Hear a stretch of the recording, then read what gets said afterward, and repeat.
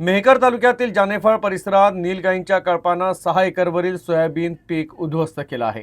पीक पाहण्यासाठी गेलेल्या शेतकऱ्यांना संपूर्ण शेताची नासाडी झाल्याचं दिसून आलं। या घटनेमुळे शेतकऱ्यांवर दुबार पेरणीची वेळ आली आहे।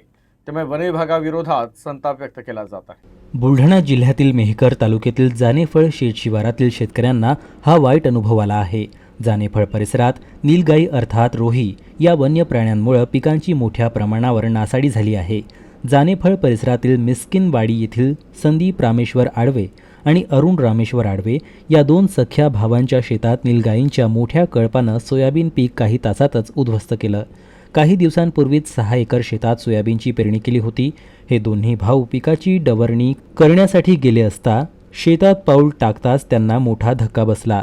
नीलगाईच्या कळपानं त्यांच्या 6 एकर शेतातील सोयाबीनचे कोवळे पीक पूर्णपणे फस्त करून उद्ध्वस्त केले होते। अखेर त्यांनी उरल्या सुरल्या पिकावर वखर फिरवला। या घटनेमुळे जानेफळ परिसरातील शेतकऱ्यांमध्ये वन विभागाविरुद्ध संताप व्यक्त होत आहे।